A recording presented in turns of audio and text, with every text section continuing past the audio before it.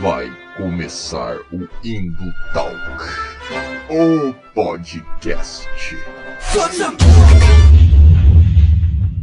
E fala, galera das interwebs, é isso mesmo, você já sabe o que está chegando depois dessa vinheta marota, você sabe quem sou eu? Não, eu sou @Valdirzeira, meu nome está aqui embaixo, e esse é mais um Indo Talk que está começando. Eu queria pedir já desculpas aí para nossa audiência, para o nosso convidado que vai chegar aí depois, mas a minha gravação não está 100%, né, minha câmera não está 100%, já há alguns vídeos, mas isso a gente arruma depois, tá? A gente está tentando também investindo em equipamento, então pode ser que a gente melhore isso depois. Pode ser não, vamos melhorar isso depois. Mas então é isso aí, chega de blá blá blá, vamos ao episódio, né? Por que você está aqui? Por que eu estou aqui? Mas antes de começar, deixa só eu te fazer uma pergunta, tá? Quando foi a última vez que você tirou um tempo para você, para não fazer nada, absolutamente nada, nada? Um momento livre, onde você não estivesse trabalhando, ou estudando, ou se formando, ou se capacitando, ou pensando no seu próximo projeto profissional, ou se atualizando para o mercado de trabalho. Quando foi a última vez que você teve esse tempo livre? Quando foi a última vez que você leu um livro que não é porque alguém do trabalho te indicou, que não é para melhorar seus resultados ou que não é para um curso específico que você está fazendo para ser promovido? Bom, se você não sabe essas respostas, né, não se lembra quando foi a última vez, eu queria te desejar as boas-vindas. Seja bem-vindo, seja bem-vinda à sociedade do cansaço. Isso mesmo, essa sociedade aí cada vez mais produtivista, sociedade que está deixando a todos nós doentes, não é mesmo? E é sobre isso que nós vamos falar nesse episódio de Indo Talk. Mas você é formado em filosofia? Você estuda filosofia? Você pode falar disso? Você tem algum gabarito em sociologia para falar disso? Você está me perguntando? Não. E é por isso que eu não vou falar disso sozinho, né, cara? Por isso que eu trouxe reforços, como sempre nesse podcast aqui. Eu não gosto de falar nada sozinho, eu gosto de trazer reforços que entendem dos assuntos melhor que eu, né? Então eu não falo abobrinhas. E hoje eu convidei o Miguel, eu vou chamar o Miguel aqui, ó. Ah lá, fala, Miguel. E aí, gente, bom dia, boa noite, boa tarde, quando vocês estiverem assistindo, como estão? Tudo certo? Miguel, primeiramente, obrigado aí por topar, né, participar desse podcast aqui, marotinho que a gente faz. Tamo juntos aí, sempre à disposição. Vamos conversar um pouco sobre sociedade do cansaço, né? Esse tema aí muito caro, muito contemporâneo, né? Muito atual, né? Como disse a professora que teve aqui no episódio que a gente fez sobre ciências humanas, dolorosamente atual, né? Sim, verdade. Se apresenta um pouco aí para nossa audiência, fala aí o que você estuda, por que eu chamei você aqui, né? Por que você pode falar melhor do que eu sobre esse tema? Bom, eu sou Miguel Bugalski, né? Sou aqui do Paraná. Eu sou estudante de filosofia ainda, estou no meu último ano, né? Estou entregando o TCC agora.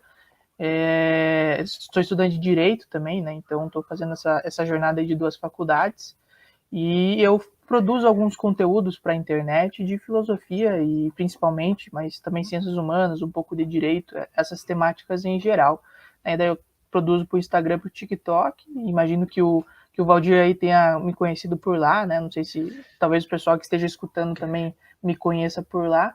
Mas é isso aí, estou nessa jornada aí de produzir, de tentar descomplicar um pouco a filosofia, de divulgar também o conhecimento científico aí na internet, né? Então, acho que é isso, a minha apresentação. E assim, eu não sou especialista, como a gente diz na universidade, né? Que na Universidade de Filosofia, geralmente você escolhe uma linha de pesquisa, você escolhe um autor ou 2 autores para você estudar. E eu não estudo, assim, no meu TCC, né, nos trabalhos que eu faço, no futuro mestrado, eu não estudo Byung-Chul Han nem o Foucault. Mas eu já li, né, já li as obras, já tive várias aulas sobre isso, então vou tentar contribuir um pouco no debate. É claro que aqui, pela ideia que o Valdir trouxe, é fazer uma coisa introdutória, para apresentar alguns conceitos, para desmistificar algumas outras coisas, e não ser uma conversa acadêmica, obviamente, né? Então, numa conversa acadêmica, eu não seria a pessoa mais qualificada, mas eu acho que aí, para conversar um pouco introdutoriamente sobre esse assunto, eu acho que acho que dá para o gasto. Qualquer coisa, estamos aí. É isso, e o Miguel aí, como ele falou, ele é um divulgador, que eu acho que é isso que a gente está precisando, né, nesse momento de internet, de tanta informação rasa, né, e superficial, e até fake news até, né, coisa, mentiras rolando aí. É interessante ter essa galera que vai pegar o conteúdo que é acadêmico, que é duro, difícil, que nem por Foucault, né, aí que a gente citou e o Miguel citou aí, e, pô, vai trazer isso numa linguagem acessível, né, introdutória também, claro, não vai esgotar o debate, porque rede social não tem como esgotar o debate, né, nem aqui a gente vai conseguir esgotar esse debate, muito, muito pelo contrário, mas introduzir, né, esse tema aí, o pensamento crítico, pelo menos, né, para a gente começar a refletir um pouco mais sobre os nossos tempos, né, eu acho que isso é importante. Exatamente, apenas uma nota sobre essa questão da divulgação científica, que é uma coisa que a gente discute bastante, e não sei se vocês já perceberam, assim, tem várias páginas, várias pessoas, vários canais que falam sobre sociologia, filosofia, história, né, as ciências humanas no geral, e a divulgação científica, assim, nas ciências humanas é um pouco diferente das ciências exatas, né. Aqui no Brasil é muito mais popular as ciências exatas, né, nós temos canais muito mais populares e pessoas muito mais engajadas nesse tipo de coisa na internet. As ciências humanas nem tanto. E as ciências humanas têm uma peculiaridade, principalmente a filosofia, que a linha tênue entre você divulgar o conhecimento científico, né, divulgar o conhecimento da filosofia, conhecimento filosófico, e você banalizar o tema, você se tornar, digamos assim, na linguagem vulgar e popular, um coach, a linha é muito tênue. Então você está indo assim numa corda bamba. E pelo que eu percebo na internet, alguns colegas meus também percebemos isso, a maioria das pessoas que divulgam filosofia na internet, infelizmente, elas bambeiam muito para essa linha do coach, assim, bambeiam muito por essa questão de desenvolvimento pessoal, de uma filosofia individual, que não é necessária, que é uma parte da filosofia, claro, mas é 5% da filosofia. E, infelizmente, aí nós temos páginas grandes intelectuais e grandes divulgadores filosóficos que acabam indo por esse caminho, né? Que são até conhecidos, tem, né, canais com milhões de pessoas assistindo, né? Então, infelizmente, nós temos esse problema aí na filosofia, que nas outras ciências nós não percebemos, assim, né? Tem um canal muito bacana que eu sigo, que ele divulga física, né, que é o Ciência Todo Dia, e ele é bem fiel, assim, ele é bem fiel ao conhecimento científico, ao método e tudo mais, o que a gente percebe que não tem muito aí na filosofia, né, infelizmente, né, apenas uma nota de rodapé, uma observação sobre esse mundo aí de divulgação científica, que é muito complicado, assim, é uma linha muito tênue. Total, concordo 100%, né, inclusive, o que mais tem na internet é página de Facebook com trecho de filosofia sem contexto nenhum, né, Pois só é. atrapalha. Mas eu discordo só quando você fala que ciências exatas não tem isso aí, cara. Agora que essa nova onda aí de terraplanismos aí que a gente tá vendo, tem senador da República aí falando que vacina tem feto, né, cara? Então... Pois é, mas daí assim, eu concordo com você, eu acho que é verdade isso realmente, mas essa questão das fake news e da vulgarização da ciência é uma coisa que acontece em tudo. Mas eu acho que na filosofia, em especial, é uma coisa que tem pessoas com autoridade, com visão nacional, que são assim, entendidos como intelectuais, que tipo fazem esse tipo de tratamento de coach. Agora, nas ciências exatas eu vejo menos, eu vejo as pessoas que têm autoridade, que têm mais visão, realmente são pessoas que tratam mais seriamente o assunto. Essas questões de fake news, apesar de serem muito populares, elas são populares entre as pessoas que não são do meio, digamos assim, que não são formadas, que não têm esse trato, sabe? Agora, na filosofia, eu vejo, inclusive, pessoas que são formadas, têm mestrado, doutorado, escrevem na academia e acabam, não sei se é por escolha, não sei se é por estratégia de marketing, se posicionando nesse caminho, assim, de tipo, que eu chamo de vulgarização da filosofia, né? Você caminhar para essa questão de coach, de desenvolvimento pessoal, da filosofia individual. Então, acho que talvez seja uma escolha mesmo. E também tem as fake news, assim, porque a filosofia tem uma peculiaridade que a cientificidade da filosofia ela é muito ela é muito sutil, assim, ela não é igual às ciências exatas, que, por exemplo, você consegue fazer experimentação controlada no laboratório, e você consegue testar a vacina, por exemplo, saber que funciona ou não funciona. Na filosofia, como que você vai saber se, por exemplo, a sociedade do cansaço do Byung-Chul funciona ou não funciona na realidade? Não tem como você testar esse conceito, né? Então, essa questão do experimento é muito diferente na filosofia. Isso acaba tendo uma abertura maior para as pessoas explorarem e ampliarem essa ideia de filosofia e trazerem coisas que não necessariamente têm essa cientificidade, mas as pessoas acham que é filosofia, né? Então as pessoas confundem muito essa questão de filosofia com conhecimento pessoal, de filosofia com autoconhecimento também, né? Filosofia com essas questões de empreendedorismo, de você cuidar da sua saúde mental, essas coisas assim que não necessariamente é a filosofia aborda, claro, mas não necessariamente é. E nas ciências exatas a gente não vê tanto isso, eu acho que a delimitação é muito mais concreta, apesar que nessa delimitação tem fake news, né? Acho que é uma visão geral muito interessante, mas eu concordo com você, sim. Não, legal, e esse papo aí dá pano pra manga também, né? Pode fazer um podcast só disso, né? Mas eu entendi o que você quis dizer agora, assim, né, sobre filósofos que cobram 5, 10 mil aí por palestra, né? Para falar abobrinha aí, né? E eu já até saquei até alguns exemplos aqui que eu não vou falar para também evitar processos, não quero processos para minha vida. Mas, então é isso, cara. Acho que você já viu, né, que esse papo aqui vai render, vai ser legal. O Miguel consegue falar com muita propriedade sobre coisas de uma maneira muito fácil, né? Mas eu, antes de começar o papo aqui, eu queria pedir até licença para o Miguel para fazer alguns merchans aqui. Para fazer alguns merchans que são... Eu gostei de fazer isso no meio dos episódios, vou começar a fazer mais vezes aqui. Então eu vou indicar algumas coisas para você, tá? Que tá ouvindo, assistindo a gente aí. Primeiro é esse quadrinho aqui, sensacional, que eu gosto para um caramba, que é Preacher. Esse aqui é o volume 1, A Caminho do Texas, tá? É do Gar Fênix, aí o cara que escreve coisas pesadas, tá? Não é uma leitura muito fácil, assim, é pesadíssimo, né? Mas esse Preacher, ele questiona muitas coisas, inclusive eu tô preparando aí um conteúdo pro Indutalk, falando sobre um tema que ele aborda, né, e tudo mais. É muito bom.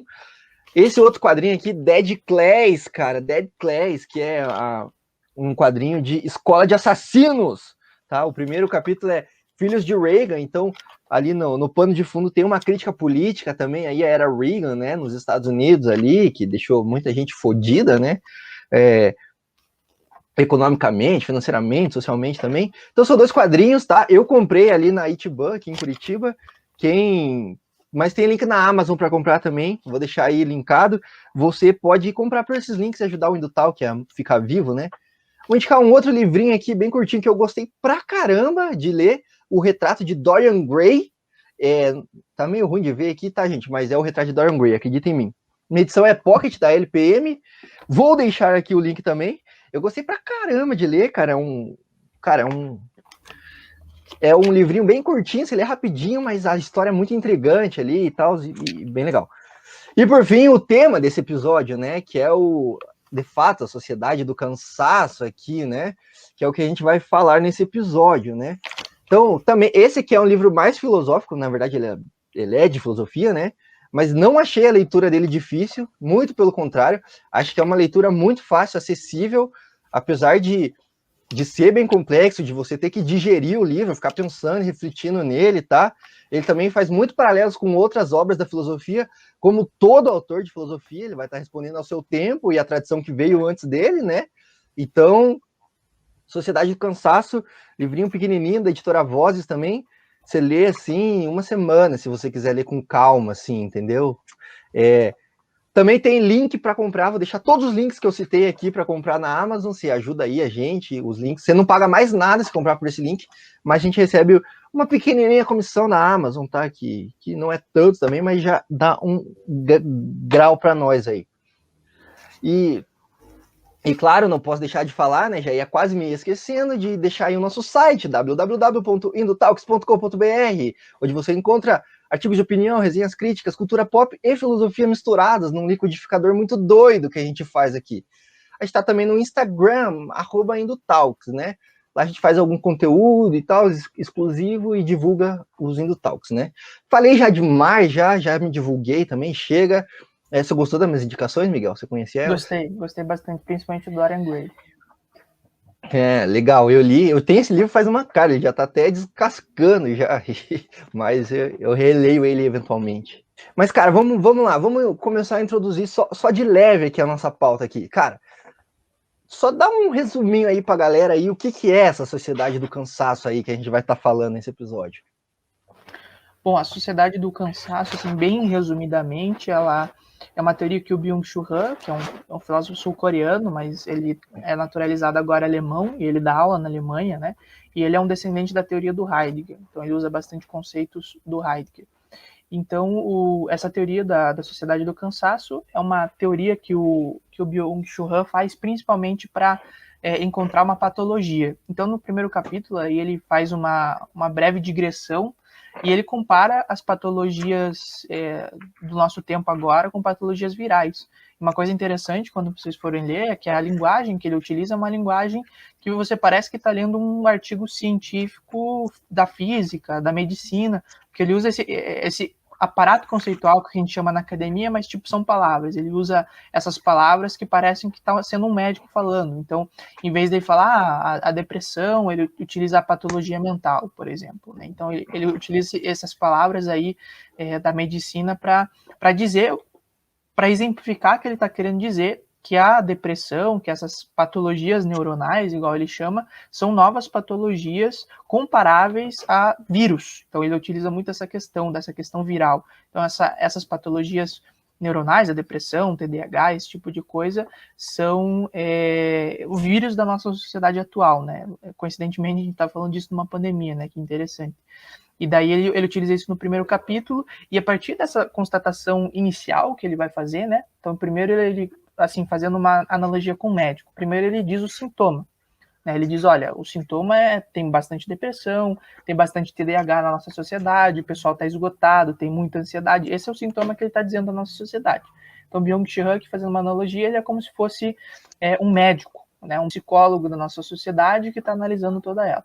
E daí ele diz assim, né? Ele diz as nossas patologias, os nossos problemas. E a partir disso, ao longo do livro, ele vai dizer as causas. E daí a principal causa disso, né? A causa central desse tipo de coisa é a sociedade do cansaço, que causa todos esses problemas.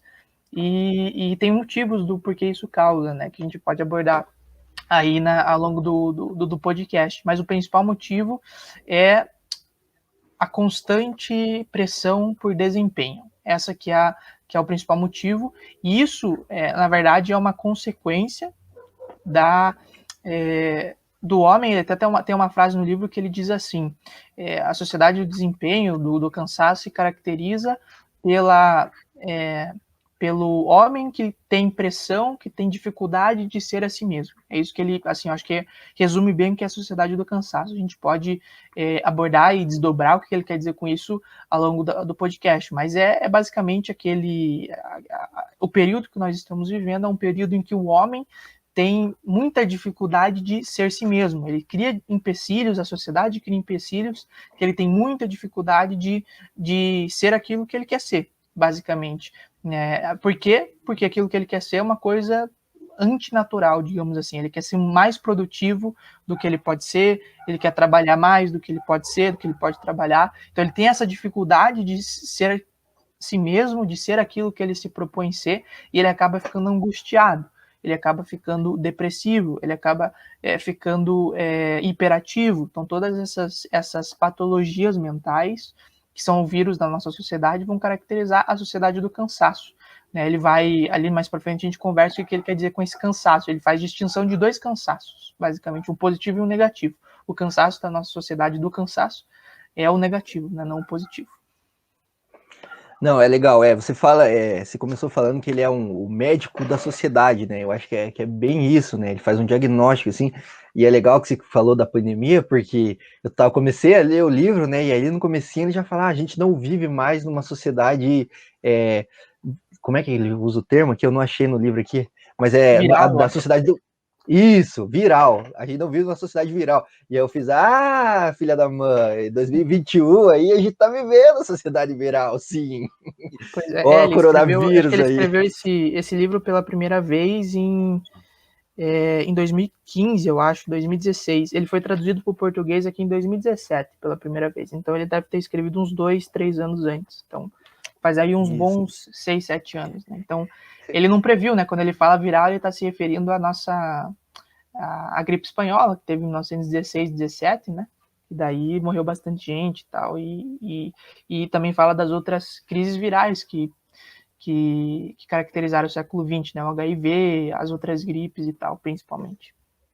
Sim, mas também não tinha como ele prever, né? Não é a área dele, né? Ele é mais filósofo, né? Mas também acho que nem é essa questão, foi só uma brincadeira aqui, mas a questão é que quando ele dá esse diagnóstico dele, ele vai analisar com base nessa sociedade viral do século XX que você colocou mesmo ali, né? Sim. Que além de ter todas essas epidemias, né, e algumas pandemias também, tem outras questões que dizem respeito ao modo como a gente se comporta enquanto sociedade, né, também, né, que a sociedade ali, que o Foucault vai colocar isso, né, não tem como a gente não falar do Foucault, né, quando a gente faz essa introdução aqui, porque ele vai comparar a sociedade atual com o modelo de sociedade que o Foucault vai colocar ali no século XX, né, que é essa sociedade que existe uma constante vigilância sobre os indivíduos para que eles não saiam da norma, né? Que eles não, não como é que eu posso dizer, transgridam as regras, né, da sociedade, assim, que eles vivam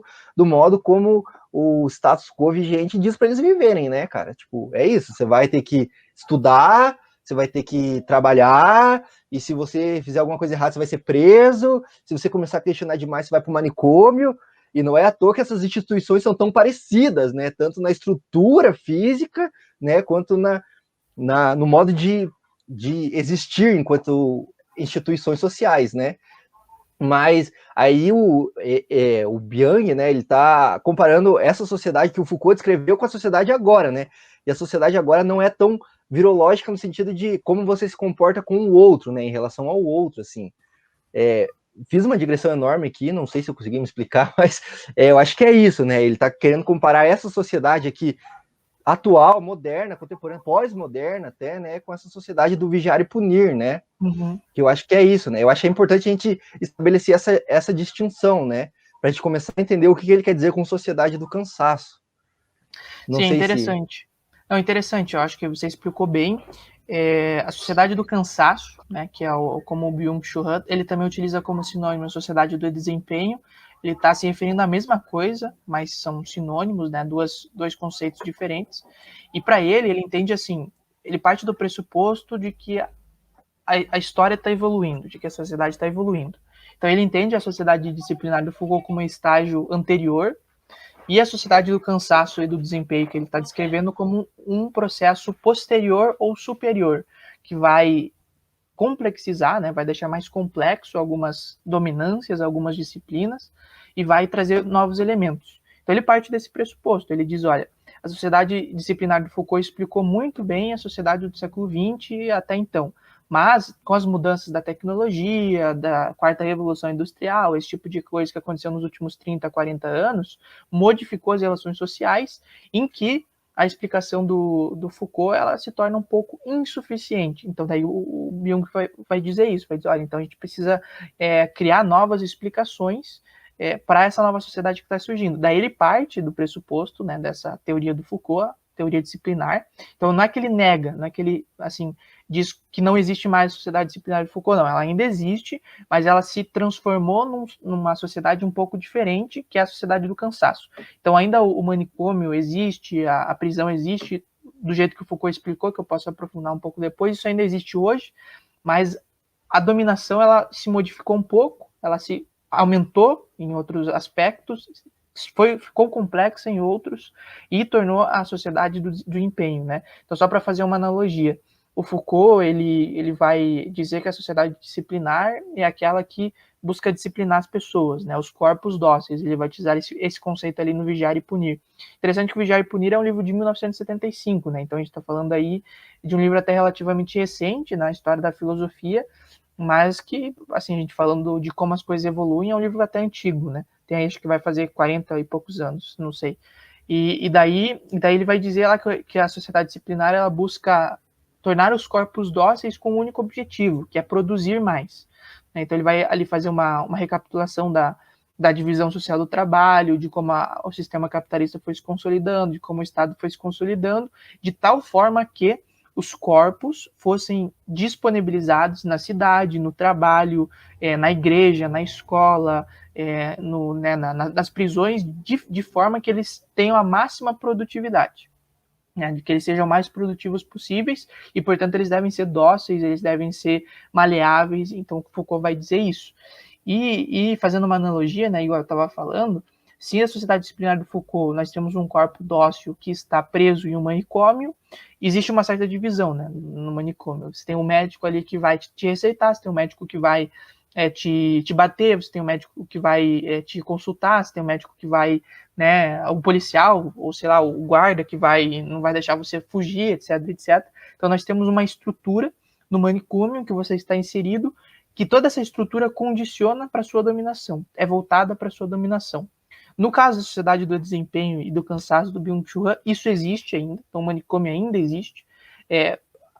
Se enfraqueceu um pouco? Se enfraqueceu. As coisas mudaram, mas ainda existe esse núcleo, então você ainda está inserido numa sociedade em que tudo ao redor culmina para te dominar, para deixar você dócil, para deixar você maleável, mas, além disso, acrescenta-se um novo modelo de dominação, que é você sobre você mesmo. Ele vai trabalhar muito com essa ideia de você sobre você mesmo.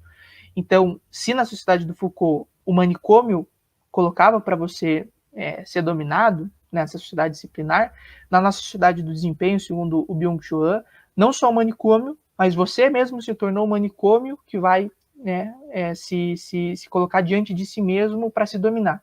Então, nós temos ao mesmo tempo uma estrutura do manicômio em si, né, a estrutura, as paredes, o policial, o guarda, o médico, que está voltado para te dominar, ao mesmo tempo que você criou uma estrutura dentro de você mesmo, dentro do seu psicológico, né, dentro da sua psique, dentro do seu eu, que o Byung-Chul Han vai dizer, que essa pessoa que está dentro de você cria um novo manicômio dentro de você mesmo para você se autorregular, para você se autodominar.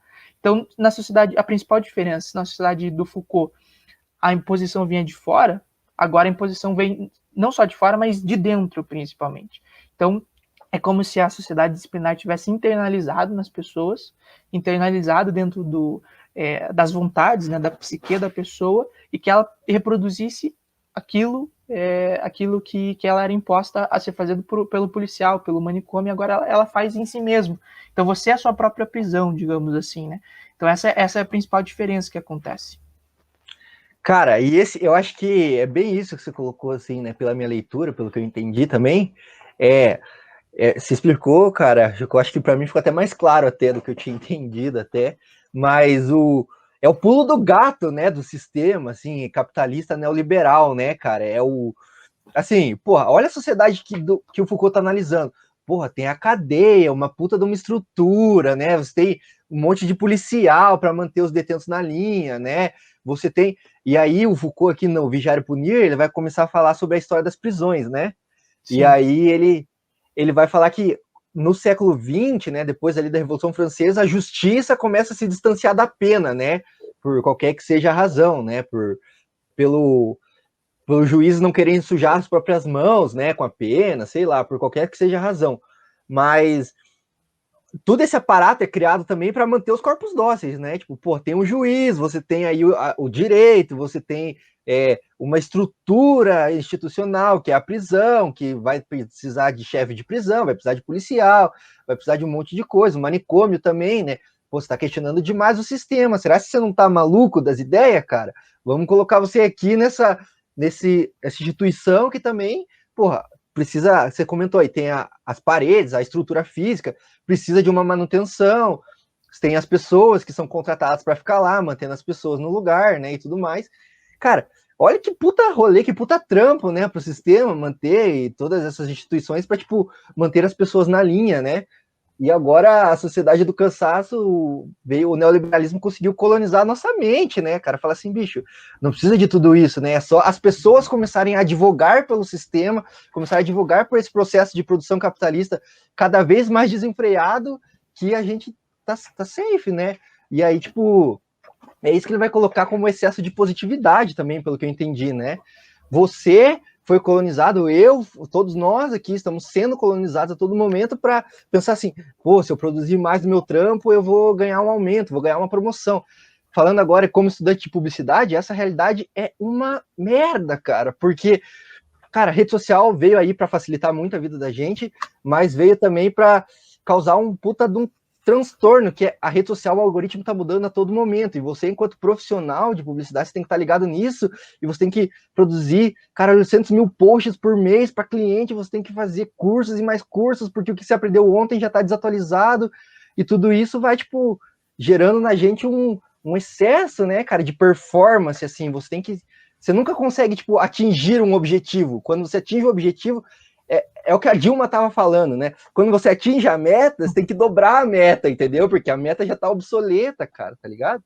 E eu acho que é isso, né? O pulo do gato desse sistema capitalista, né? Que o filósofo aqui vai estar descrevendo, né?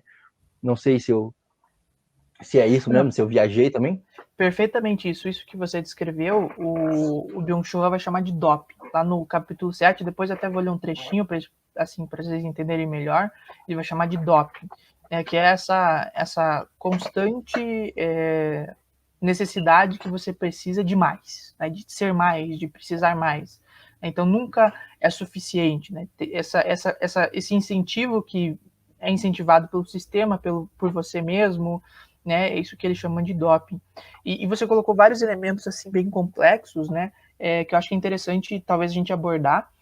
Porque assim, um dos papéis de quem faz filosofia, né, de quem estuda, de quem é professor, é você pegar esses elementos que parece que não tem nada a ver ou que parece que estão conectados e você deixar eles bem claros, né? Então, por exemplo, nós temos o conceito de sociedade disciplinar de Foucault, que mais ou menos vocês entenderam.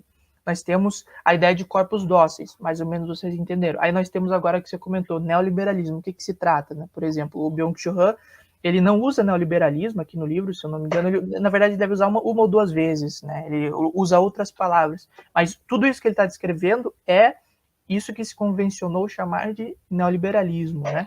Que nada mais é do que uma retomada do liberalismo clássico do século XIX, agora nos anos 80, 90, depois ali da crise da União Soviética, que ela começou... Não, os Estados Unidos ganhou a Guerra Fria, entre aspas, com o homem na Lua, deu a crise do petróleo e tal, então o sistema da União Soviética começou a perder a sua capacidade de competir com os Estados Unidos, e aí houve essa retomada de um liberalismo que foi chamada de neoliberalismo, né? E ele se caracteriza basicamente pela retomada, né, principalmente dos ideais liberais do século XIX. Então, a ideia da livre iniciativa, a ideia da autonomia privada como sendo central dentro de uma sociedade. Então, o indivíduo ele é muito importante, a ideia de que o Estado não deve interferir nas questões privadas, então a autonomia privada é muito importante.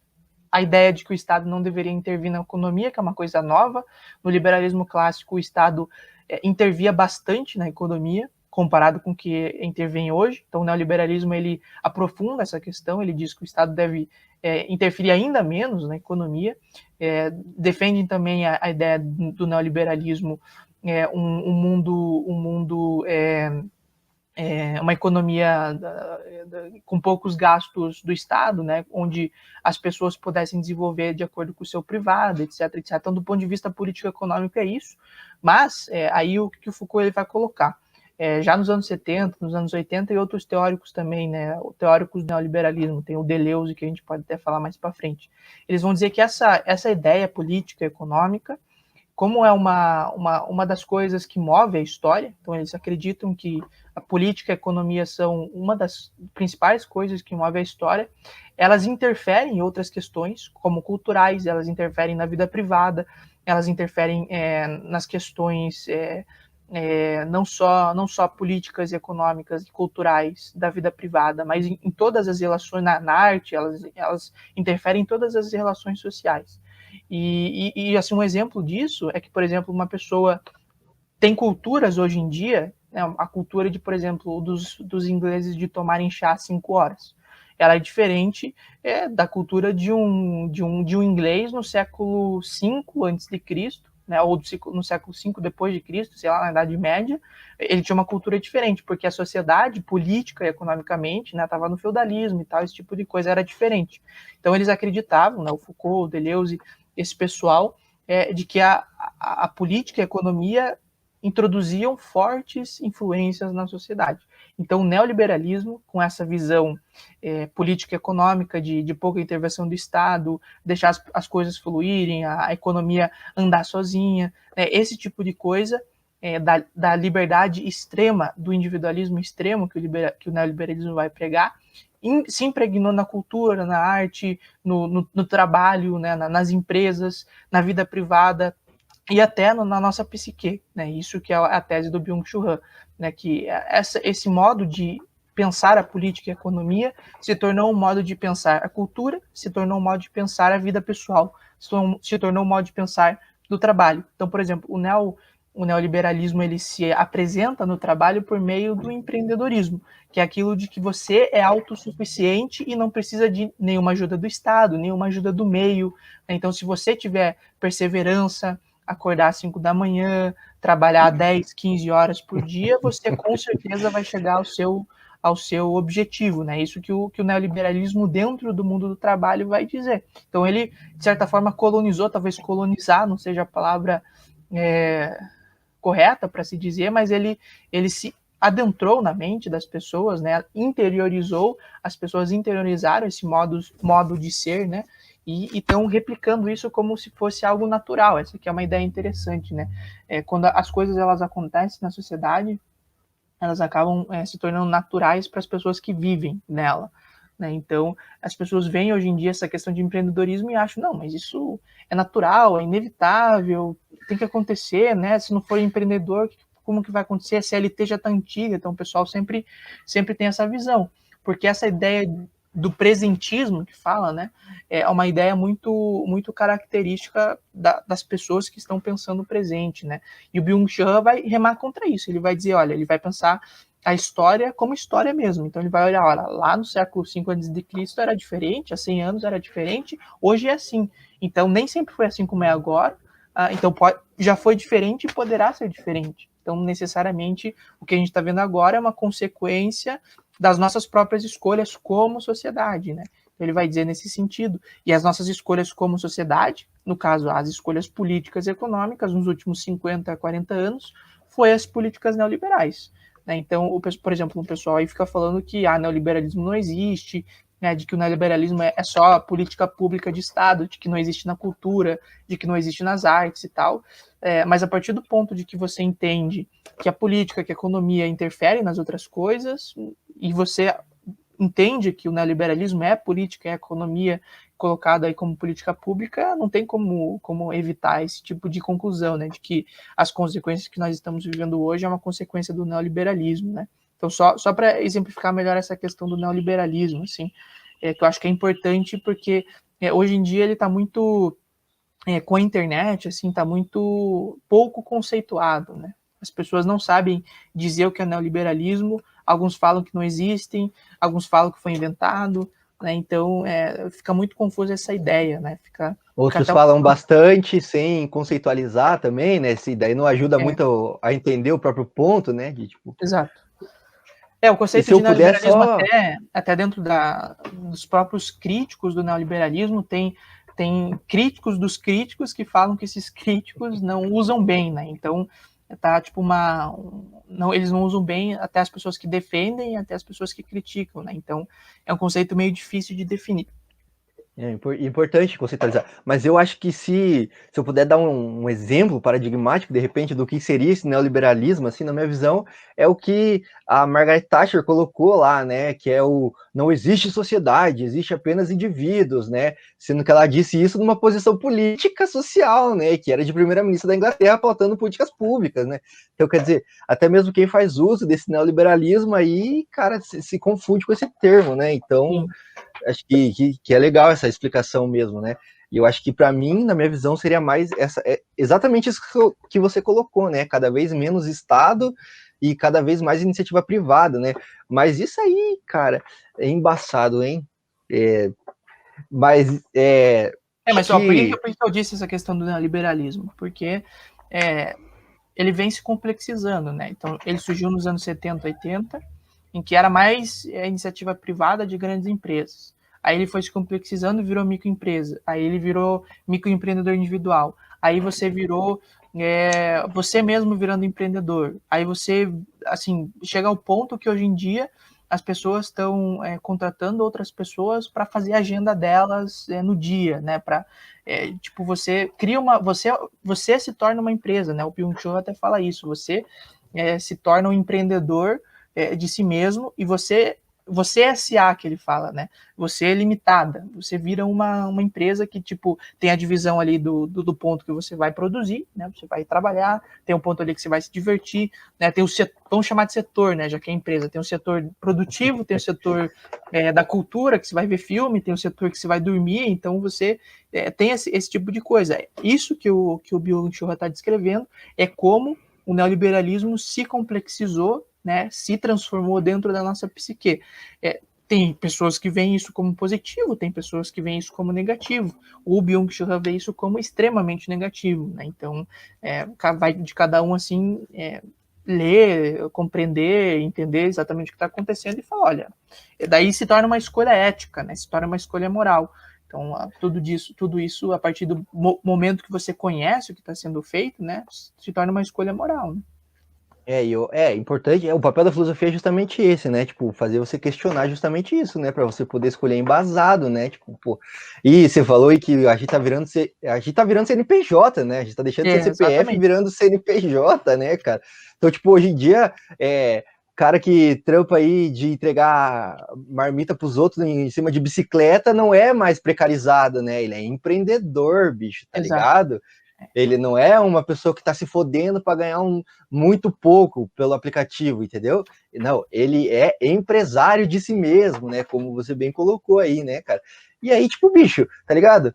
Querem romantizar isso, né? Então, aqui já deixando claro minha posição para quem tá ouvindo, não escondo, nunca escondi também, nunca tive medo de esconder, mas, tipo, é uma merda, entendeu? Porque aí o próprio Byung-Chul Han vai falar aqui no livro o que isso causa, né, cara? Causa uma série de problemas, né? Como a gente comentou ali no começo, a nossa sociedade, a gente enquanto indivíduo e enquanto sociedade, a gente tá adoecendo, né, cara? A gente tá cada vez mais desgastada. Porque se na sociedade do Foucault, que a gente comentou ali de volta, resgatando esse tema, mas se na sociedade do Foucault a gente tinha delinquentes e loucos, vamos colocar nesses termos aqui, na sociedade do Byung-Chul Han, a gente tem, e desculpa aí o Byung, eu não sei falar o nome dele, cara, me perdoe mesmo, mas coreano não é minha língua forte mesmo, mas nessa sociedade que a gente está vivendo, o desempenho que ele vai colocar, cara, a gente tem um índice enorme de depressão, a gente tem um índice enorme de ansiedade,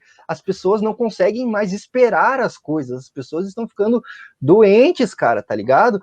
Porque a todo momento você está sendo cobrado para produzir. O Miguel, por exemplo, como produtor de conteúdo para internet, deve saber já. A gente aqui também, do Idutal, que sabe como é essa realidade de produtor pequeno, né? Pô, cara, você tem que produzir pra caralho, cara. Você tem que produzir pro algoritmo tentar entregar alguma coisa para você, entendeu? E aí, tipo, vem essa pressão, cara. Você fica ansioso, você fica a todo momento recebendo informação, você fica depressivo, você fica se comparando com as outras pessoas, e a pessoa ali mostra no Instagram uma vida linda para você, e você ali se fodendo, trabalhando, tá ligado? E é isso que ele vai falar, né? Que ele vai descrever como uma patologia do nosso tempo, né, cara? Que são essas doenças psicológicas, né? Psiquiátricas. Isso, exatamente. Assim, ó, fazendo para a gente entender, nas palavras do Foucault, eu separei assim 3 passagens que eu acho que resumem bem, né? O livro A Sociedade do Cansaço, ele traz várias concepções, né? Então, por exemplo, ele traz o Nietzsche, ele traz o Heidegger, ele traz um psicólogo chamado Jering, se não me engano, Jering, alguma coisa assim. Ele traz a Hannah Arendt, ele traz o Agamben. Então ele traz vários filósofos assim, completando a ideia dele e argumentando assim, tipo, citando eles. Mas a ideia principal dele traz Foucault, claro, né, que eu esqueci. Mas a ideia dele pode ser resumida assim, tipo, ele percorre o raciocínio em que ele define, em que ele explica, em que ele coloca as consequências, que é mais ou menos o que eu vou tentar ler aqui para vocês nas palavras dele, né? Então lá no capítulo 2, ele coloca assim, ó: Sociedade disciplinar de Foucault, feita de hospitais, asilos, presídios, quartéis e fábricas, não é mais a sociedade de hoje, aquilo que a gente comentou, né? Em seu lugar, há muito tempo entrou uma outra sociedade, a saber, uma sociedade de academias de fitness, prédios de escritórios, bancos, aeroportos, shopping centers e laboratórios de genética. É exatamente isso que a gente está comentando, e não é difícil de perceber isso na nossa sociedade, né? A gente sai na rua e percebe. A sociedade do século XXI, ele continua, não é mais a sociedade disciplinar, mas uma sociedade do desempenho, aí ele conceitua. Também seus Eu acho... Fale. Desculpa te cortar, só eu acho que ele podia ter colocado coach aqui também. Pois é. Mas eu acho que na época que ele escreveu, os coaches não eram tão populares. Assim. E daí ele continua. Desculpa te cortar, mas vai continuar. Tranquilo. São só 2 parágrafos. Também seus habitantes não se chamam mais de sujeitos de obediência, né, que é um conceito do Foucault, que eram sujeitos que obedeciam, mas sujeitos de desempenho e produção. Então aqui está mais uma diferença aí para vocês entenderem. O sujeito do Foucault, da sociedade antiga, era o sujeito da obediência, agora é um sujeito do desempenho, né? É diferente. Eles são empresários de si mesmos, agora isso que a gente comentou agora. Nesse sentido, aqueles muros das instituições disciplinares que delimitam os espaços entre o normal e o anormal se tornam arcaicos, ou seja, aquilo que eu comentei, né? Do manicômio, que eram os muros da instituição, que era o que separava o normal e o anormal. O Foucault tem 3 ou 4 livros sobre a história da loucura, que ele vai falar sobre isso, né, essa ideia do anormal, do que era aceito e não aceito na sociedade. O Byung-Chul está dizendo que isso é arcaico, né, aquilo que eu comentei. A analítica do poder de Foucault não pode descrever as modificações psíquicas e topológicas que se realizaram com a mudança da sociedade disciplinar para a sociedade do desempenho. Também aquele conceito de sociedade do controle não dá mais conta de explicar aquela mudança. Ele contém ainda muita negatividade. E aqui essa ideia que eu quis trazer é muito interessante. Por quê? Porque o Byung-Chul está dizendo aqui que a sociedade disciplinar do Foucault não explica satisfatoriamente as ideias psíquicas. Essa ideia é muito interessante.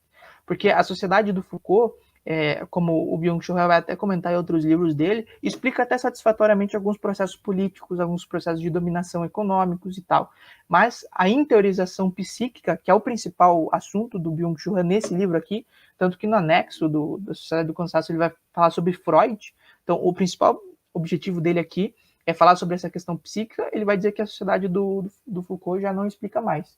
E realmente faz sentido, é uma posição muito inteligente do Byung-Chul e faz sentido o que ele coloca. E aqui ele coloca uma coisa muito interessante, ele se refere à sociedade do controle, e ele coloca entre aspas, se vocês forem ver no livro. O que é a sociedade do controle? A sociedade do controle foi até uma teoria que o Deleuze fez, o Deleuze que eu comentei, que é um filósofo francês lá no início, que ele era contemporâneo do Foucault, morreu um pouco depois do Foucault, e ele partiu desse diálogo que estava acontecendo com o Foucault, da sociedade disciplinar, e criou a sociedade do controle, que ele pegou o Deleuze mais essa era tecnológica, então ele viu os computadores nascendo, a internet nascendo, essa era da informação que nós estamos vivendo nascendo. Então, o Deleuze ele já explicou, ele falou assim, ó, a sociedade disciplinar do Foucault, isso tipo nos anos 80, 90, o Deleuze falando. Então, nos anos 60, 70, o Foucault está falando disciplinar, nos 80, 90, o Deleuze está falando controle, e nos 2000, 2010 agora, o Byung-Chul está falando cansaço, só para vocês se situarem.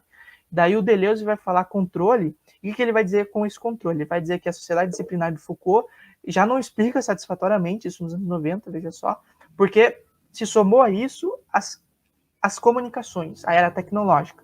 Então é como se ele utiliza uma frase muito interessante, o Deleuze, como se a gente estivesse numa prisão a céu aberto. Então ele desconstrói todos os muros do manicômio, da prisão, da escola, e diz assim, a gente está no céu aberto por quê? Porque o nosso controle, o controle do Estado, da elite econômica, sei lá, do sistema, chame do que você quiser, o controle dessa coisa controla a gente pela comunicação, pelas informações. Então, você tem lá o seu cartão de crédito, por exemplo, é numerado, tem um número de série, e o seu banco consegue saber todas as informações de você a partir daquilo lá.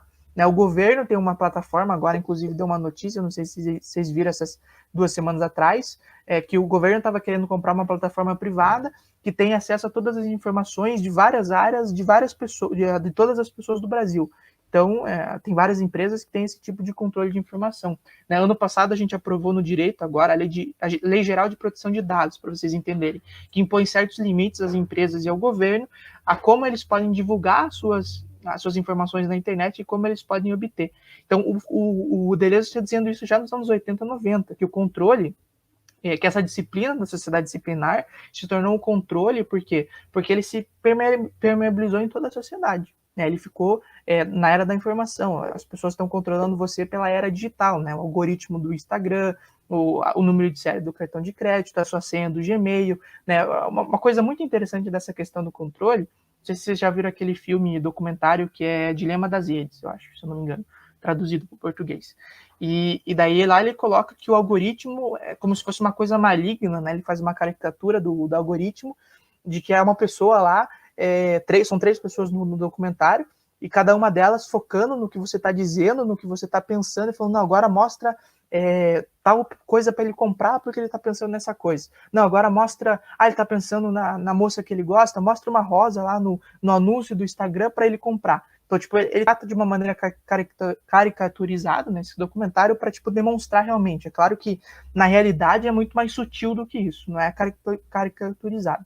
Mas é uma licença poética muito interessante. E daí ele vai falar isso, né? O Deleuze está falando isso nos anos 80 e 90, de que o algoritmo está nos controlando, isso está acontecendo.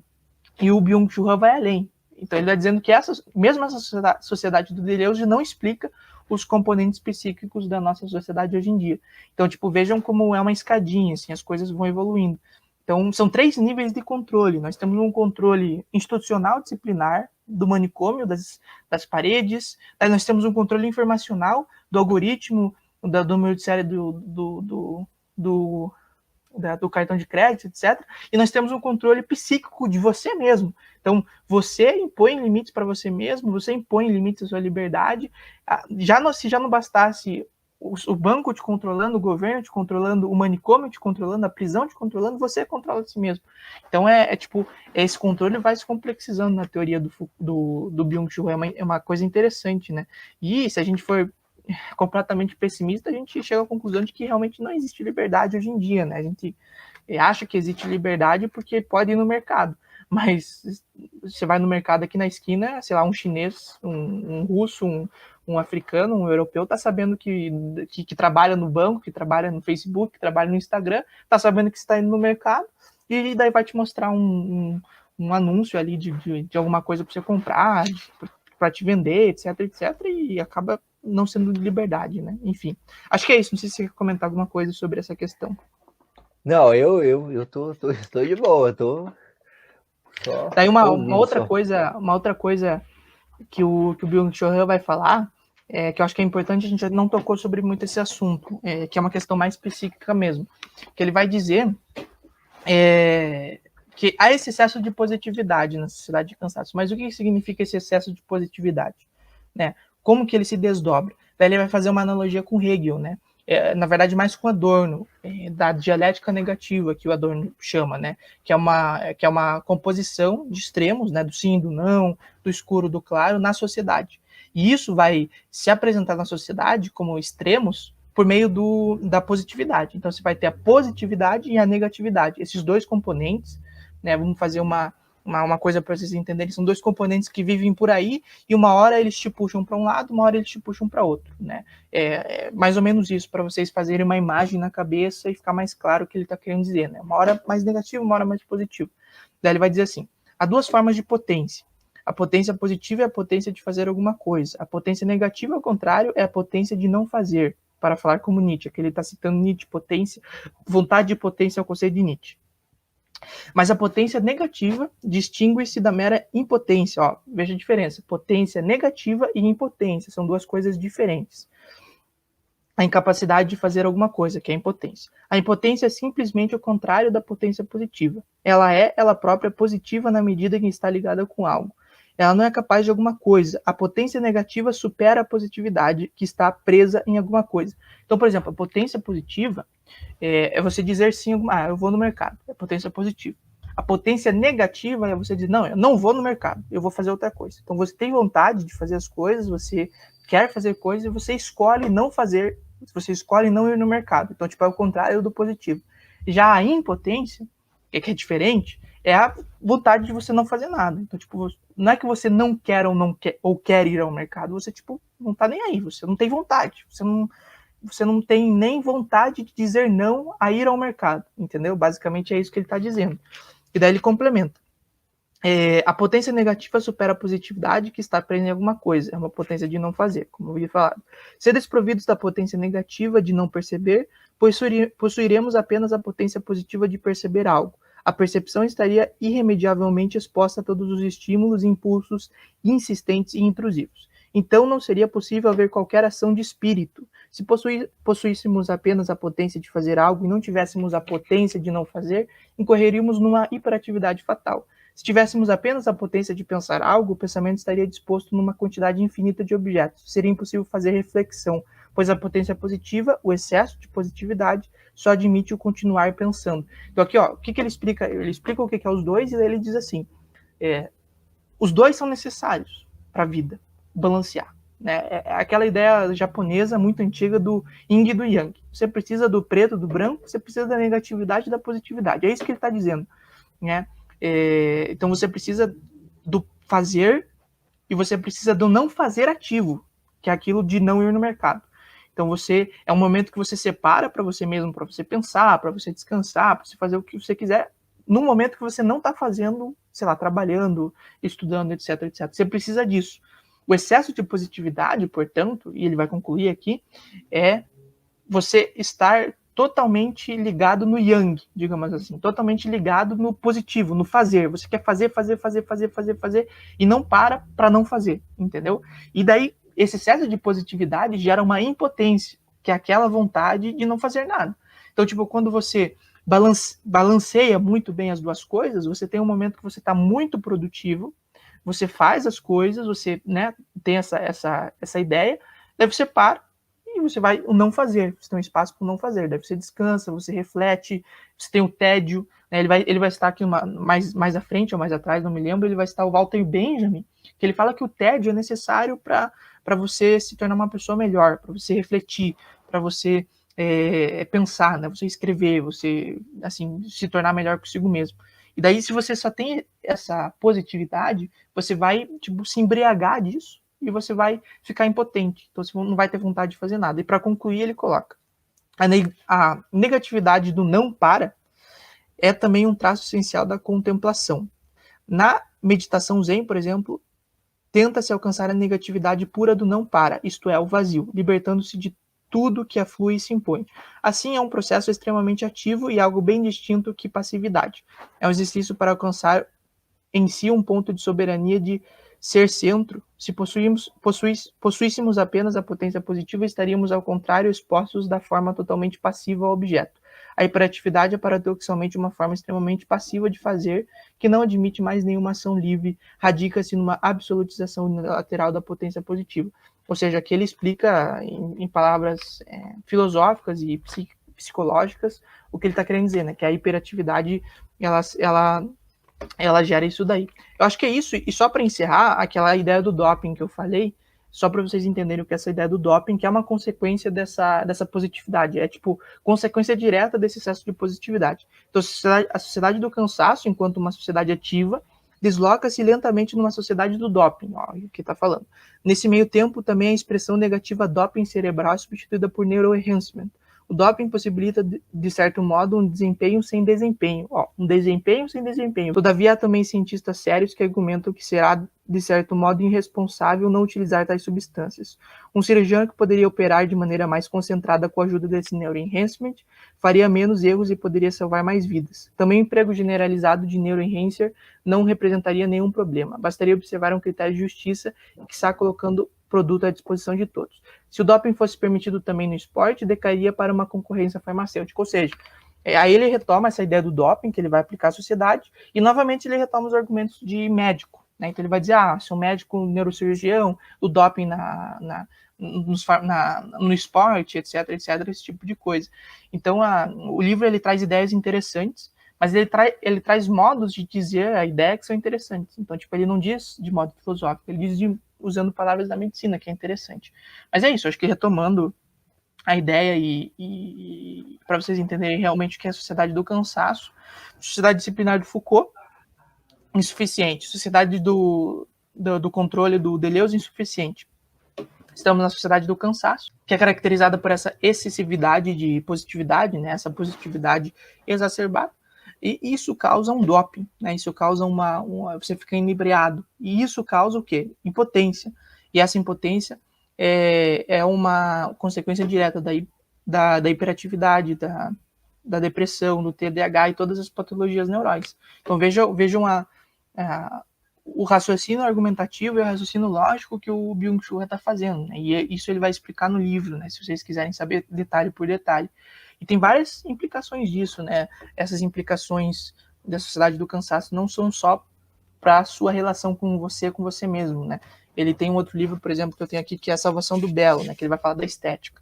Daí ele tem outra coisa que ele vai falar que é um livro das abelhas, assim, que ele vai falar sobre comportamento também da sociedade. Então, essa coisa da sociedade do cansaço, ela implica de várias formas na sociedade. Acho que é isso. Mas a linha do raciocínio é basicamente essa. Sociedade disciplinar insuficiente, nos tornamos nós mesmos os nossos manicômios, porque estamos prendendo a gente mesmo num desempenho exacerbado, e isso, a gente fica dopado com isso e a gente fica depressivo. É basicamente isso. Essa reflexão é um pouco depressiva também. De pensar que a gente tá deixando a gente mesmo doente, né, cara? Mas eu só queria retomar ali o que você comentou da questão da positividade, né? Do excesso de positividade, né? Que é exatamente isso. Parece que com a pandemia, e eu não sei, talvez não seja uma experiência universal, né? Claro. Mas o que eu sinto, assim, tenho observado, é que com a pandemia, a quarentena, o home office, o EAD, parece que esse negócio foi elevado à enésima potência, assim, né? Porque, cara, agora realmente não tem um tempo que você não está produzindo, né, cara? Tipo, ou você tá trabalhando na frente do PC, eu, por exemplo, tô trabalhando na frente do PC aqui agora, 8 horas por dia, 6 horas por dia, que seja. Aí eu dou uma pausa, mas o meu celular tá tocando, eu tenho que resolver coisas, tenho que resolver buchas, tenho que resolver trampo da faculdade, tenho que resolver negócio do trabalho. Aí vai pra aula à noite, mais PC aqui, aí eu vou dormir, já o WhatsApp toca, já tem que resolver coisas, acorda já com um monte de notificação no celular.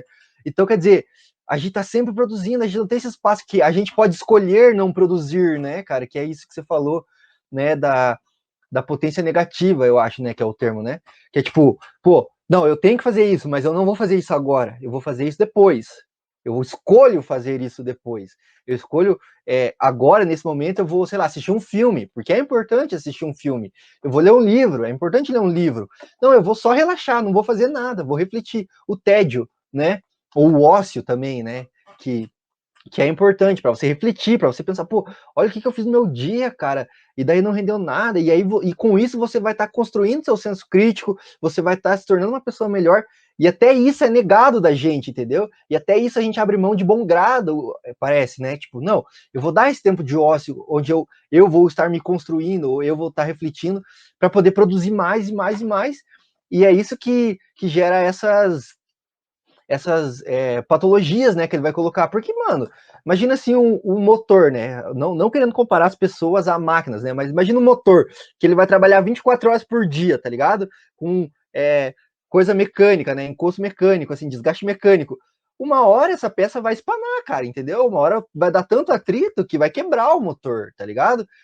E, tipo, cara, sua psique não é igual, né? Mas é meio parecido, assim, cara. Você vai tá todo momento, assim, ligado no 220, até o momento que seu cérebro vai olhar para você e vai falar, mano, para com isso, cara, tá ligado? E aí você vai quebrar, e aí você vai ter depressão, ansiedade, tá ligado? Síndrome do burnout, que é uma parada nova na história da humanidade, né, cara?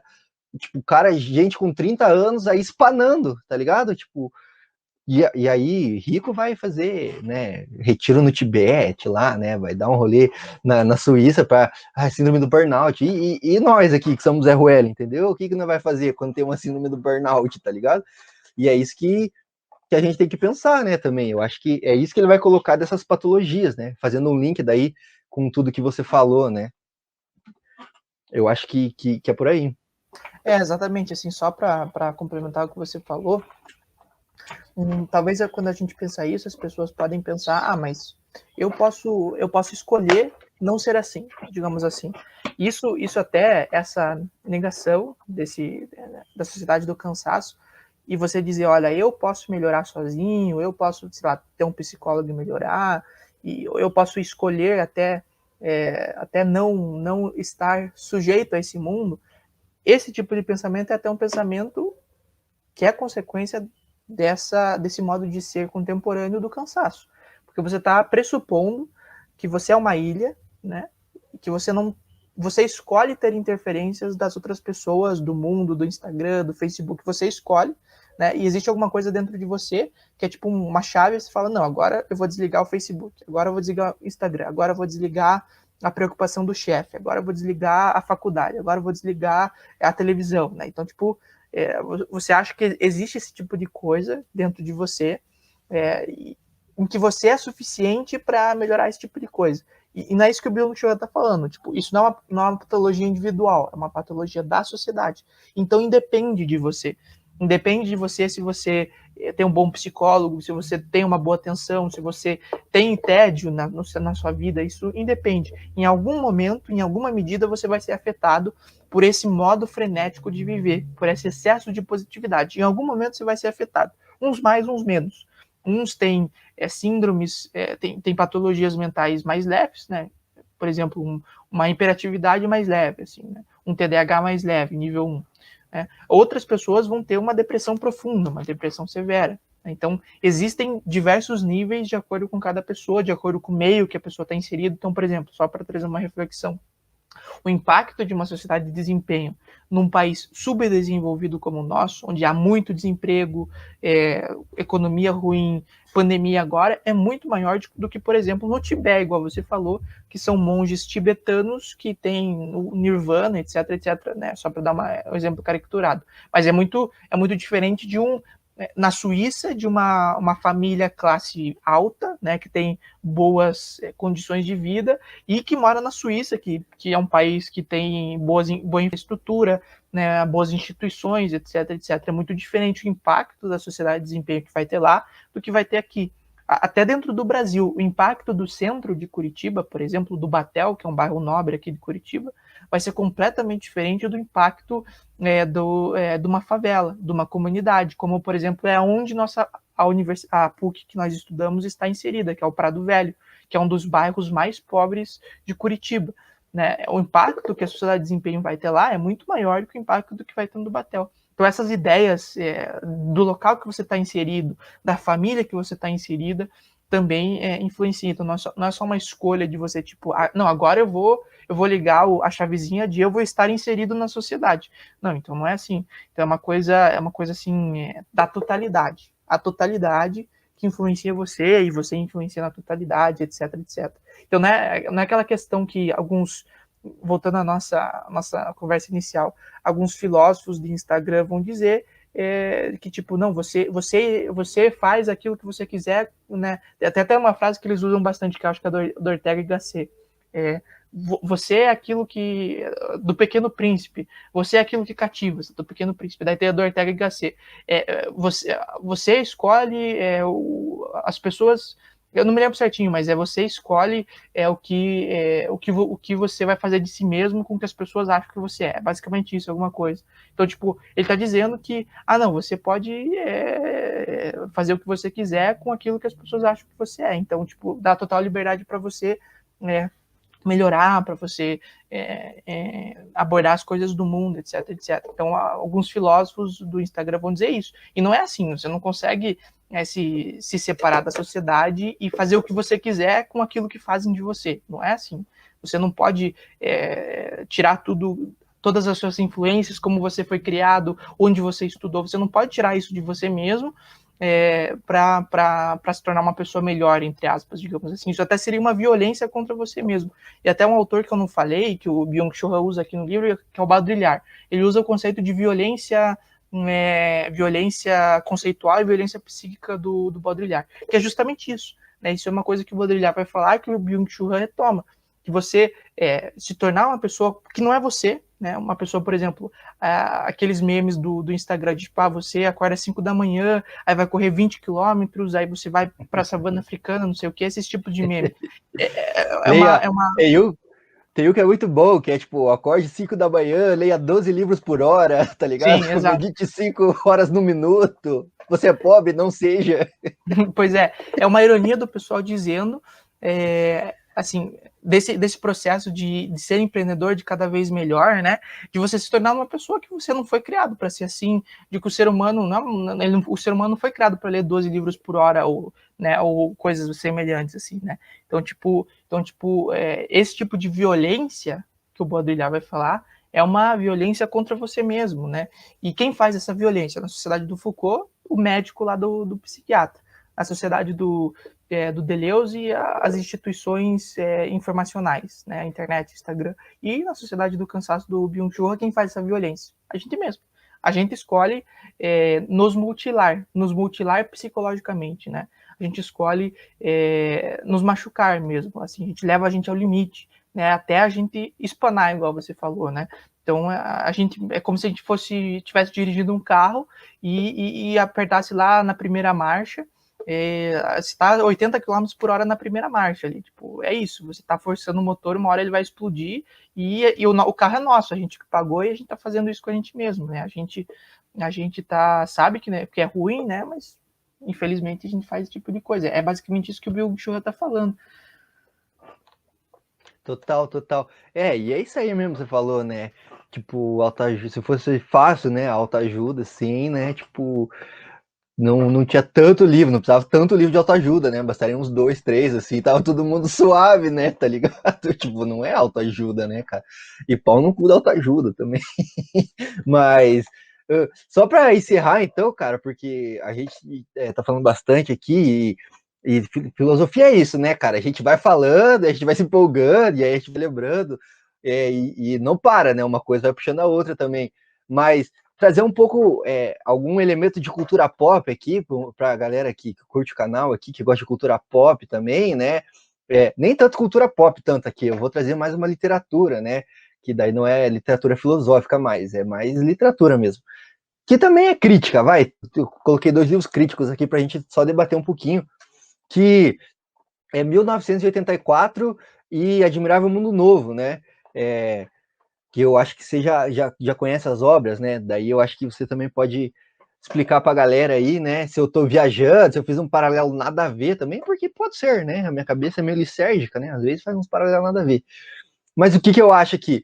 Por exemplo, em 1984, né? Não o ano, o livro, é o George Orwell, que é o autor, né? Ele vai descrever um estado totalitário, né, onde a gente tem o grande irmão, né, o partido, né, comandando as coisas com mão de ferro, assim, né, e aí lá eles proíbem a imprensa livre, mudam até as palavras, criam um novo dicionário, né, e tudo mais, privando a gente de liberdade, né, criando esse estado totalitário mesmo, só que ali mais militarizado, né, no estilo que a gente tinha ali na concepção até na época da Guerra Fria, né, esse estado totalitário.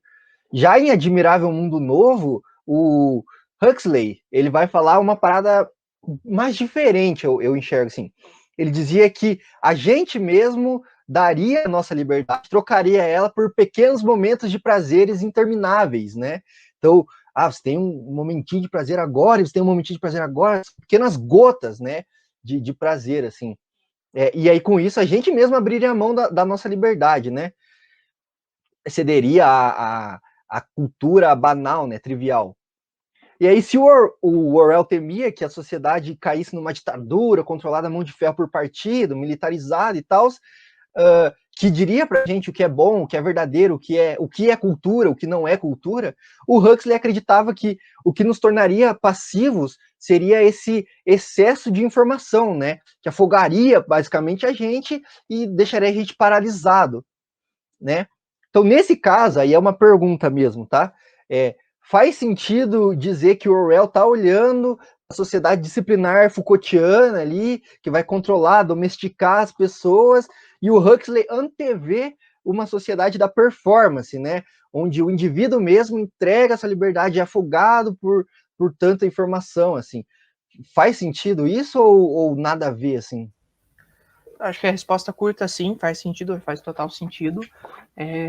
A resposta longa, assim, depende, porque uma coisa interessante, quando a gente faz essas analogias, até, por exemplo, o exemplo que eu dei do filme, né, do documentário, você exagera um ponto, né, então no caso ali eles exageraram aquele ponto da tecnologia ser maligna e tal, e tá te controlando. Eles exageraram isso para te mostrar uma coisa que é muito sutil na sociedade.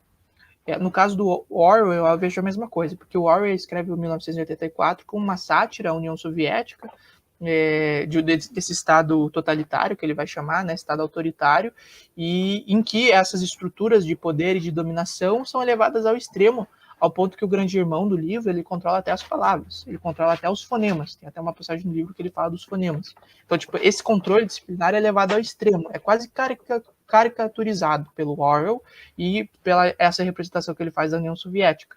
Um outro exemplo é o Animal Farm, né, a Fazenda dos Animais lá do livro, que também é uma sátira à União Soviética, e ele caricaturiza novamente. Então é uma forma argumentativa que ele usa para demonstrar o que está acontecendo.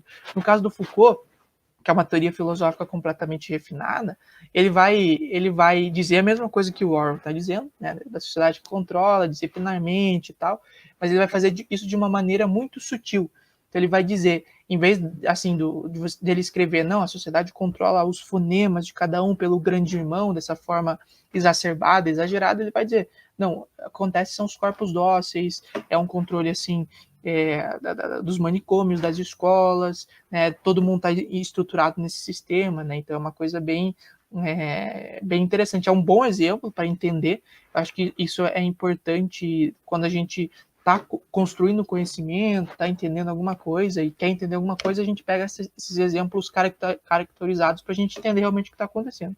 Mas quando a gente transporta essa coisa para a realidade, as coisas são muito sutis, são bem mais sutis do que a gente pensou na cabeça, entendeu? Então, essa é uma diferenciação muito interessante. E no caso do Admirável Mundo Novo, eu acho que perfeitamente também a mesma coisa, né? Eu acho que o que o Huxley está descrevendo é uma coisa muito caricaturada, né? Uma distopia. Ele estava inserido nesse contexto.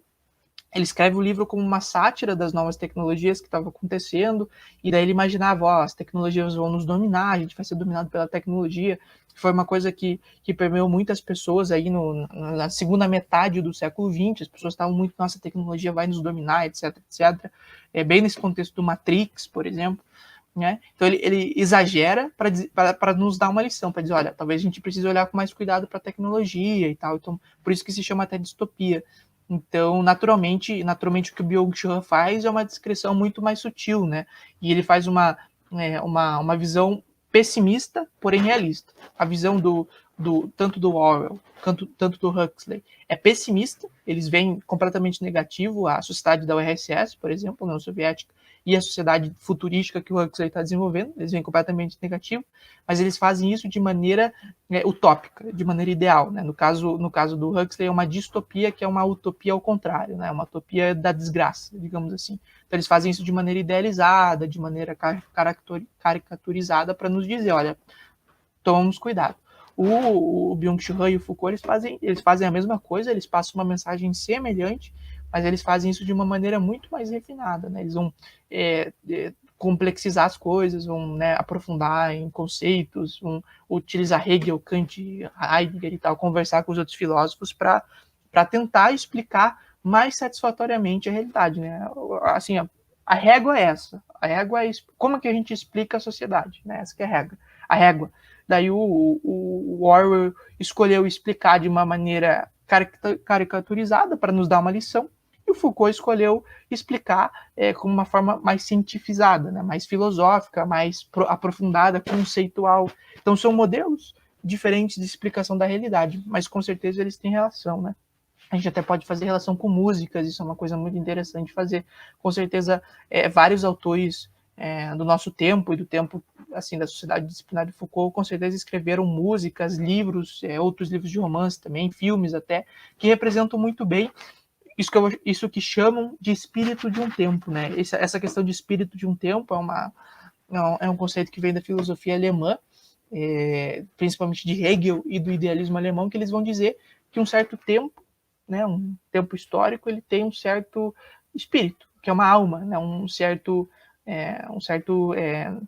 assim, uma essência, digamos assim, né? E essa essência se apresenta na realidade, né? Esse espírito se apresenta na realidade. Então, no caso do Foucault, o espírito era essa sociedade disciplinar. No caso do Deleuze, o controle, do Byung-Chul Han é o cansaço. Então, esse espírito do cansaço, ele digamos assim, reconhecido pelo Byung-Chul Han por meio do livro dele. Então, ele reconhece a sociedade que a gente está vivendo, a gente está experienciando, a gente está vendo. O terceiro vez que na conversa o pessoal viu aí que coisas que a gente falou, ele percebeu, pô, eu vi isso aí tal dia, eu vi na internet, eu percebo isso. Então esse primeiro ponto da gente perceber, da gente estar vivendo as coisas, é o primeiro passo para o conhecimento, né? E daí o Byung-Chul Han está dando a perspectiva dele como um filósofo, né? Explicando conceitualmente essa realidade. E daí o Huxley está pegando a perspectiva dele como escritor, descrevendo a realidade que ele está vendo e a sua percepção. E o músico, hoje em dia, né, um músico contemporâneo do nosso tempo, vai utilizar a música dele para descrever isso que está acontecendo, isso que o Byung-Chul chamou de sociedade do cansaço, né? E isso que a gente chama de vida, né? Então, são várias formas de você explicar a realidade, né? Tudo isso resume a isso, mas eu acho que faz sentido a reflexão, sim. Legal, legal. E é interessante, e bom pontuar também, né? Porque tem gente também usando 1984 aí como referência política, né? Pode usar também, né? Mas não, acho que não era esse o propósito da obra, né? Mais uma literatura, né? Mais uma crítica à sociedade também, né? Mas tudo bem. Mas é isso que você falou, né? O entendimento dos autores, dos filósofos e dos artistas sobre um tempo refletem na produção desses artistas, né? E cada um vai fazer a sua maneira, né? Com um critério maior de cientificidade ou não, né? E aí, no caso, a literatura tende naturalmente, né, geralmente, a ter um critério de cientificidade menor, né, menos literal, né. Então não vamos também tomar 1984 como uma análise política para ser literal, né. Sim, principalmente para analisar a União Soviética aí, né, também muita gente faz essa leitura rasa com base só nesse livro, né. Calma, galera, vamos ler mais, aprofundar mais também, né, que não dá para só. E também o Huxley também, por mais brilhante que seja, não dá para fazer a leitura política só em cima de uma literatura de ficção, né? Mas é isso, mas eu acho que, como você falou, ilustra bem, né? É um bom começo, um bom começo. Sim. E ilustra bem, né? Mastiga bem, assim, para quem quer começar a entender as coisas, mas não pode parar aí também, né? Tem que aprofundar. Tem que aprofundar, né, a crítica. Mas é isso, cara. Então, acho que com essa análise política da cultura pop, eu acho que a gente consegue encerrar esse episódio aqui. Não, cara, longe de encerrar esse debate aqui, eu acho que a gente arranhou superfície aqui, por mais que o Miguel tenha explicado direitinho, eu acho que, olha, eu não conseguiria fazer tão bem assim, né? Ele explicou muito bem, assim, até eu entendi outras coisas, mas tem muita coisa para entender ainda, cara, e né, essa sociedade do cansaço aí tá longe de ver seu fim, né, infelizmente aí, mas ainda há muita luta e construção política para derrubá-la, né, se Deus quiser, ou se, sei lá, o Zeitgeist quiser, né? mas é isso, cara, eu gosto de encerrar aqui pedindo indicação cultural, então, dos convidados, tá? Então, se você tiver algum filme, livro, você citou aí algumas coisas já, né, alguns autores, citou aí o Dilema das Redes também, mas algum filme, livro, produto da cultura pop para a pessoa entender essa sociedade do cansaço, assim, falar, tô entendendo melhor, o que você indicaria, assim? Bom, acho essa ideia da sociedade do cansaço, deixa eu pensar um filme bacana, assim. Um primeiro filme que vem à mente é um filme chamado Melancolia, que é do Lars von Trier, mas esse é um filme muito assim, profundo, sabe? Não é para todo mundo, sabe? Eu acho que ele até é um filme que algumas pessoas veem e odeiam, porque é tipo um filme longo e ele é meio, para as pessoas... Assim, arrastado, né? Arrastado, exatamente. Ele é arrastado, assim, e justamente representa muito bem. Eu acho que essa que é a ideia. Eu estava tentando pensar um outro filme, assim, uma outra indicação que fosse mais palatável, mas não me veio. Eu acho que a Melancolia representa muito bem essa sociedade. Eu acho que é a sociedade frenética. Mas outro filme que eu acho que também representa muito bem, que não é esse ponto psicológico, né? Eu acho que o Melancolia representa muito essa ideia psicológica das relações que a sociedade agora tem com a gente. Tem um outro filme que eu acho que representa o tempo frenético que nós estamos vivendo, que é o Lobo de Wall Street também. Eu acho que esse filme é muito bom, porque ele representa muito essa ideia de produzir mais, de ser mais, de sempre estar ali, tal. Acho que é uma coisa muito interessante. Tem outro filme também que me veio à mente agora, que é um filme mais político, então nós temos essa perspectiva psicológica do Melancolia, nós temos essa perspectiva econômica e do tempo do Wall Street, nós temos uma perspectiva mais política, que é um filme chamado Sorry to Bother You, né, que é Desculpe por incomodá-lo, alguma coisa assim, né, a tradução. E ele é um filme bem interessante que fala de um cara que ele começa a trabalhar numa rede de telemarketing, ele vai subindo na rede e ele vai subindo cada vez mais e ele vai querendo subir mais e se vencer na vida e tal, e chega um ponto que ele literalmente vai virar uma coisa que, bom, eu não vou dar spoiler, mas é uma coisa interessante que acontece. Ele vai virar uma coisa muito... né, ele vai virar